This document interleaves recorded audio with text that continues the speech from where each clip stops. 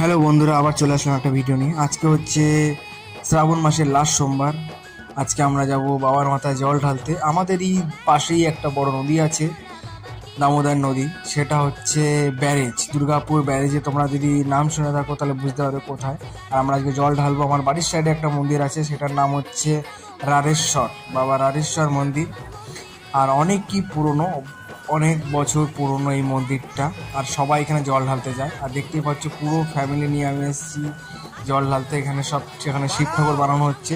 এখানে পুজো করার পরে আমরা জল নিয়ে যাব। আর তোমরা কে কে আজকে জল ঢালতে যাচ্ছ লাস্ট সোমবারে কমেন্ট করো। আর আমি তো যাচ্ছি, আর তোমরা কে কে যাচ্ছ? আর এখন আমরা জল নিয়ে বেরিয়ে পড়েছি, হাঁটার পথে এখন রাস্তায় আছি। আর বলো হর হর মহাদেব। যদি তোমরা শিবের ভক্ত হয়ে থাকো প্লিজ কমেন্ট করো হর হর মহাদেব বলে। আর নতুন হয়ে থাকলে প্লিজ সাবস্ক্রাইব করে দিও আর ভিডিওটা দেখতে থাকো।